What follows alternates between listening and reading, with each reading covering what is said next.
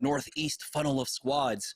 We'll see, though, as we head into the second half of the day, if things can be turned around for these teams. I mean, we're seeing some great starts by these teams, by CLG, by NRG, but it's something about the mid game where they're having a little bit more difficulty navigating that one. We'll see if they can shore up those weaknesses. We'll also see how much the ring plays into this one as well.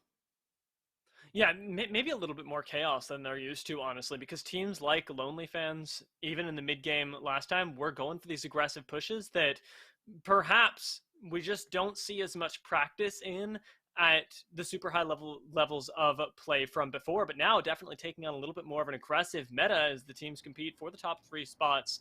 And like you say, a slice of that money that is on the line here at the Invitational. As we're dropping down onto World's Edge again, though, I can only wait to see what sorts of good fortune this brings us.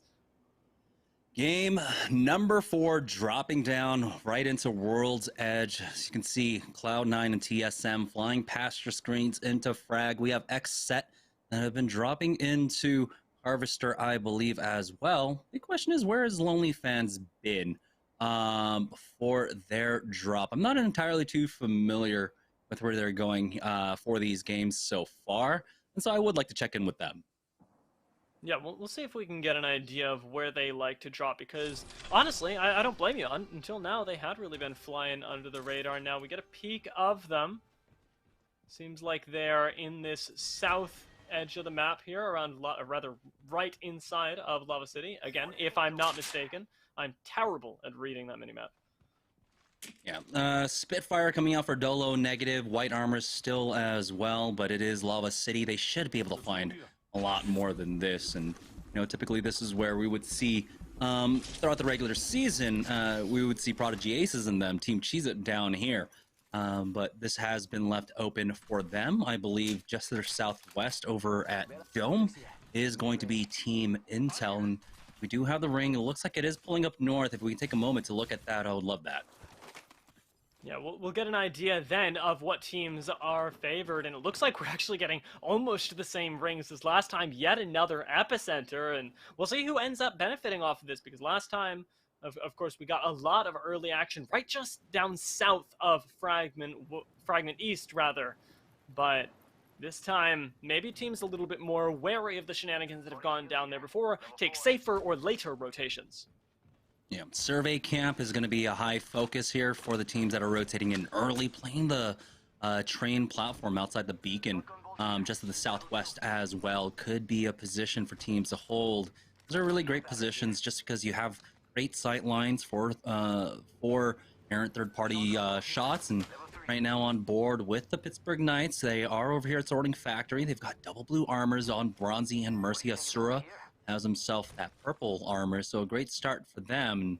And whatever else they pick up, it looks like plenty of loot as well. So let's go ahead and keep swapping around. Ooh, never mind, gold armor for Mercy. Jackpot, and you're going to be very happy about that. It provides them a lot of efficiency coming into the mid game. You'll always be able to pick up red shields later when you do manage to knock down a squad, but you can kind of farm them off of other players more than you can yourself. Cutting over to Charlotte Phoenix, though, who are in our next zone up here by Epicenter, looking to take that top spot. I don't think they suspect anybody is up there, although the pings come down, and they certainly sniffed out something.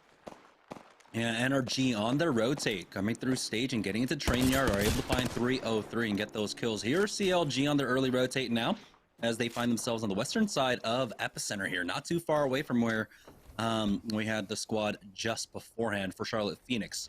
And so we'll see how deep CLG try to rotate in on this one. I'd be surprised if this ring continues to pull into Epicenter. I highly think this one is going to go over to Survey Camp. Holding this ridge line can be good for them, especially for a squad that's sitting on a white armor. Vaxlon still on that white, and so they're going to want to be a bit more proactive here in the early game to get them set up for the late. Yeah, it gives you a lot of safety holding the edge to be able to drop back, heal up without any real contest coming through. So CLG at the moment are going to stick around here, not wanting to push into that center and risk it all, although they are opening themselves up to flanks from desperate teams looking to escape the clutches of whoever holds that center zone. around the explosion of ice. It looks like it's going to be CLT, Charlotte Phoenix, taking that high ground right now by storm. Need to hold it though. Here comes the EMP, and that has to be Team Razor coming in. That's the squad that's been running that crypto. I don't know if anyone else is. It's hard to tell. But right now they do have, of course, the zip lines covered, and so no team really trying to push them quite yet. No knocks as well, and so that should be enough to dissuade them. As it looks like actually CLG coming for the third party, so they take out Era throughout all of that now, but they are getting third party themselves, and they have to back off. Backline goes down. Xset are here. Clean picking up 2, and Rambo will finish off Lou. Once again, CLG going down in their early game, and so they might even fall further behind on the leaderboard. Finished off so quickly too, and it feels like that third party just caught them completely off guard. Push now does leave Xset with complete dominion over the bottom of Epicenter, and a nice rotation out. Do have to be worried about Charlotte Phoenix on top of them. TSM holding another edge over here, are going to be farming up the shields just fine, thank you, with a charge rifle on Imperial Hal, really laying down the hurt. And speaking of laying down the hurt, doesn't seem like it stops there. Timmy, what you doing with that laser gun? Oh man, Blueberry Smalls getting finished off as well, but it looked like that squad was just in between a rock and Timmy here, as he's going to continue to try and chase him down, only hitting for the 12 on that one. But now they might turn their focus onto the squad that's still up top, as it looks like it was MSP that was actually forcing Lonely Fans into Team Timmy. That's a tough spot to be in, very, very clearly. And MST, a squad to be respected, so Team Timmy looking like they're going to take the long way around back off here, but the ring is closing, and though it is just that first zone, you don't want to find yourself in a position where you have to push or suffer via that ring burn. So playing it slow right here could come back to bite them. NRG, though, not going to play it slow at all. Running in with shotguns ablaze here, right on top of G2, and they're going to wipe them out quick. And I was wondering when NRG would start hovering and watch the rotates coming out from NRG to take them out. Well, now is the time for them. NRG got themselves into a lot of trouble in the fourth zone of last game. This time around, they're going to play a little bit more edge here. They are really benefiting from it. They have a number of kills. They should have, I believe, 4 kill points overall. Might be 5, even though we only see the 2 on screen. As we join on board with Team Intel. They might have Team Timmy in front of them. We did have Team Timmy actually turning around and making their way back in through Lava City. They do have the bubble going down, as you have Panders quick on their heels, trying to hit them with all sorts of ordnance here. Will back away, though, as they weren't able to get the knocks. A little bit disconnected as Panders has continued to chase, but the rest of the squad is backed off. They've got to be careful here. Oh, it might just be Lonely Fans are actually good getting away. So you saw 00 negative bleeding out there. And so Team Intel were just trying to pick up the remnants of that squad. So, okay, this was actually a safe push for them. As scary as it looked there, especially with Panders extending, but that the bleed out is going to end up actually giving them a few points, and at the very least, they've got themselves a little bit of a better position. Heading over to Panders right now, R6 and Metrode, maybe hoping for the rotate that can come with that Valkyrie to avoid a little bit of the ring damage, but Metrode is a little far behind, so this is actually going to deal quite a bit. What it will do, however, is delay their encounters with any other squads, especially when it comes to actually being inside that ring, and maybe give them a little bit of an unexpected edge, because nobody thinks you're going to hang out in ring 1 forever. Yeah, they've got plenty of tools for the rotate as well, and they have a balloon right there, and like you said, they've got the Valkyrie ultimate. Team Liquid, a team that shouldn't be moving anytime soon, as they've got this high ground. They changed up their comp once again, so no Caustic for them, no Valkyrie for them. They're going back to the Bloodhound, Gibraltar, and the oh my gosh, I want to say Crypto, I want to say Caustic. It's not. There we go, Octane. Thank you so much. But Team Liquid are going to be fine up here for a while. They can just hold on to this, coming out with a great loot over by Trials. They've got the double gold armor along with the purple on Muffins, so they're sitting pretty. They're not going to be one for anything for some time now. Now it gives them a lot of safety, and definitely the ability to play a little bit of these poke fights and win them just by a war of attrition. Cutting over to the Timmy squad, though, seems like we found ourselves a kill, as that's going to be MSP. going down. They've still got a few members around, trying to run out of ring here. The health bars are low. That's Flesh found by Timmy, and they're pushing for the kills.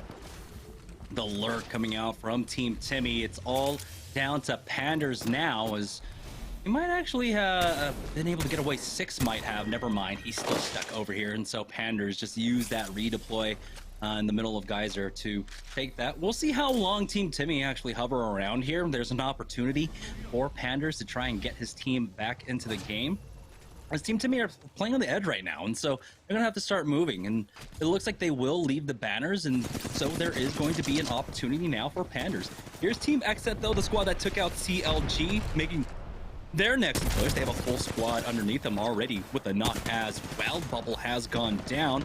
They do have to be careful of the drop down from above them, and so they're just gonna go ahead and back away, play this one a little bit more cautiously now. We have an idea of where the ring is pulling as well. It is going to continue to go over towards the survey side, some of Fragment in as well. And retreating back here to safety, though, buys Xset a lot of time, and we'll see if they can make that push that they wanted happen. There it is, taking down Kodagami of Charlotte Phoenix. Now, an easy cleanup there for Xset to be able to get themselves yet another kill. Currently holding the kill leader spot is Klain, and don't want that to be challenged by any inconspicuous squads that might sneak up on them, take their lives. So we'll head back to his team with the gold shield, has plenty of heals right now. Playing it safe, playing it slow, most importantly. They should also note, of course, they've got that crypto. If they wanted to, they can hold that position below and just keep tapping that beacon, but it looks like they'll opt to play a little bit more proactive here instead of waiting that one out. The crypto does have a lot of range to pick up that beacon, and so they can honestly play this anywhere. There is a natty spawn just to the northeast as well, and it looks like Klain does have his eyes set on it for now. But they're clearing out a lot of this northern side. A good number of teams have died down here, and so we'll see if any more teams try to rotate here to the northeast side, but with this ring pulling away from Epicenter, I don't really expect it. So things should slow down. We are down to 14 squads as round 2 finishes closing, and NRG are on the northern side of this zone right now. Right on the edge. This is a nice position for them. Unspotted as of yet. Will Lazarus keep their eyes down in Epicenter onto the small dragon's lair that we've seen start to build up down there. Gonna spot out somebody on the southern end. Not Panders. I'm still looking for... There he is! They're flying through the sky as Panders, and I'm dubious about his chances of survival, but let's find out how long he can do it once he touches down. I'm going to say 3, 2... No, he's still alive. All right. Well, let's see. Yep, he's able to somehow stay alive throughout all of that. I'm surprised that no one really took a shot at him mid-air, especially spotting out that it was a solo. He's, I believe... only rat in the game, but there is... oh boy, he's about to go down. No, it's actually going to be Muffins going down here, as NRG was able to find someone on the northern side, just outside of Survey Camp. Rocker narrowly escaping death as he throws down that bubble, but he's got the rest of his squad covering for him, applying pressure onto the rest of Team Liquid now, as the scout shots do connect onto Nocturnal from Rocker. There's a beautiful spray out as Lazarus trying to come in for the third party, but this might be a bad third party as we didn't see any trades on the other side. Good shots, hits connecting with 2 at the very least, but Always Senpai does back away now. Lazarus forcing NRG back onto the train tracks. This is going to be actually a pretty holdable spot for now. Lazarus still very much in control of the high ground. Do need to be wary of any flanks themselves, but have at least claimed a few death boxes. This is a nice place for the rotation. Can spot out anybody trying to make their way into Epicenter from that north side, namely somebody like NRG, who could be coming in any second. Lazarus do have that additional little bit of safety. What they don't have in spades is kills. They didn't quite get that third-party dream there, and don't have the extra points that should be coming with their aggressive positioning, and that is something they need to look to amend very quickly, because we're closing in on that final ring where Lazarus have struggled quite a bit. Hey, TSM made it to top 13 in this game. And we'll see if they can break double digits here. They'll need a few more kills, but they are looking to get aggressive now as the Beast of the Hunt has been popped from Imperial Hal. He does get some decent shots off and got that 30-30 repeater watching his back as well as Imperial Hal gets that first knock onto Klein. Need a little bit more though, and Snipedown is still trying to hold it down on the backside. They're not going to try and thirst this one as they back away. Hal might go for a repeat though, we'll see. Goes for the scan now as he will try to secure that thirst for himself, but looks like XSET might have been able to get out of danger. Defensive bombardment has been used as well, so they should be able to recover. Imperial Hal is keeping an eye on it for now, though, as his Beast of the Hunt does run out. Here on the northwest side, it's Team Razor that have found themselves in a small engagement. Mr. Hakulo has taken a lot of damage, but was able to get that bat off now. Defensive bombardment coming down from Sarah Tricky. I don't know if this one actually lands on top of that squad.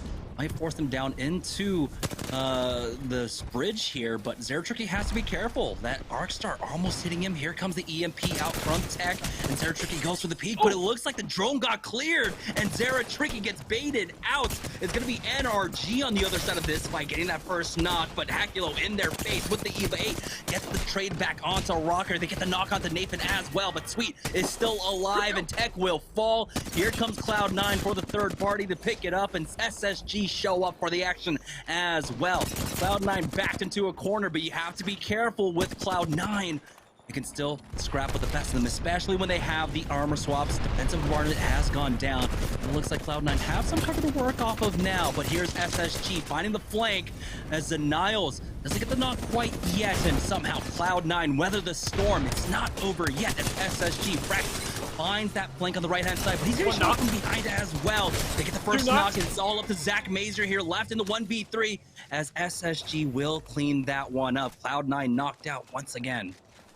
Great capitalization, though, from SpaceStation Gaming to knock out one of our top contenders, and look at the spoils that they get as well. All these death boxes awaiting them right here is wonderful for this squad to be able to get themselves that ammo back up, get any of the utility that they burned, and be able to continue what they're hoping will be a reign of dominance. We cut over to Timmy, though, and that has certainly been a dominant squad so far. So much individual talent here, lasering down opponents left and right. We're seeing it once again here as Timmy goes aggressive underneath his own building, playing defensive, playing the kills at the same time, and gets a great jump pad right back up to take himself to safety. Yeah, beautiful tap strafes coming out from Timmy here. Honestly, as a content creator, he is just so damn good. But here's TSM now. It's Imperial Hal left to his zone as XSET get the revenge, and TSM are just hating themselves for not actually finishing them off. But here comes Lazarus now making the push. The bubble has been used from either side as the defensive bombardment goes down. Hundreds wants to keep them outside as they utilize their PKs and all their shotguns. They'll be able to take out RNG. This Pittsburgh Knights now here in the epicenter, still holding it down. Mercy was considering throwing down that defensive bombardment as we get the kill onto Timmy. We're down to 6 squads remaining now. Lazarus might make it 5 here as they've already lost one member. Hunter is going to go down. That's the signal for a push if there ever was any, but it's so hard to hold down this position here. Crypto Drone going to be able to land that EMP. They're getting flanked from behind. Dank knows that it's happening, but he can't stop it, and they are just getting hemmed in here and mowed through by XSET once again. We're now down to 4 squads remaining. Pittsburgh Knights do have to move out of here, but Charlotte Dinks, I believe, on the other side of Kasura going down as Nicewig will fall. So Team Timmy knocked out. Final 3 squads remaining. Never mind, it's going to be PK. It's going to be XSET along with SpaceStation Gaming for this final circle. Even if it even gets there, it's round 5, and that's going to have to close up first. We'll see, though. Knights have quite the rotation ahead of them. They're going to really need that jump pad to try and contest this here. As SpaceStation Gaming, they have their eyes set on PK just to their south. Everybody's watching that northern end of Fragment, knowing that there was just fighting there. You can hear the gunshots, and PK, they've got a mountain to climb, quite literally, in front of them towards that last zone. You can see, though, XSET on the flank could try and pull SpaceStation Gaming's attention away. Gonna play this patiently while Klein waits for the push, for the third-party trigger to be pulled. Niles is keeping track of XSET, though, on the eastern side as Klein is trying to find that flank as He heals up, and so now SSG are being pulled two ways, finding a two-front war here, as we do have the Pittsburgh Knights pushing out of their buildings now up the hill, and it's going to be the full commit out from XSET and from SSG. This might be the opportunity that PK were looking for, defensive bombardment as the smoke clears. Now the bubble's going to go down very shortly here, and it's going to be the full send coming out from SSG on top of XSET. No, they drop down to the low, trying to survive for a little bit longer here. Now they set XSET has the sandwich in between the two squads, trying their best to survive. Zanile is bleeding out, but Drop is going for that res. In this moment of respite might be enough, but here comes the Knights. They've turned the tables on both of these teams now, as they have the high ground. They've taken out XSET, and now it's all up to SSG here on the low ground here, as the Knights are trying to work with their utility, try to force them out from behind that cover. But it could be a moment now before anything happens. Cheeky little jump pad to try and force someone out, but Asura does not actually bounce anyone out of this position here. It's going to be a very tense situation, as SSG are the ones that are going to have to push out of cover first. Yeah, this is a nearly impossible situation for SSG. There's a chance that they clutch it, but they need to find a pick. They need to make the Knights just that one member weaker, because right now this high ground is everything. With only these 6 players left, it's gonna come right down to the nails here. 19 seconds on that ring close. Jump Tide comes out to try and get SSG a little bit of a better position right here. They find the high ground, they drop the bubble. The heals need to come out now. This is the chance to reset here. The push comes in from the Knights though, but already having fell once, they make it 2, and this could be the clutch from SSG as they win game 4. SSG taking game number 4 here, and so now it's basically becomes anyone's game with 2 games remaining to try and take the win here for the Series E events. We're going to take a short break. When we get back, we'll have game number 5 right after this.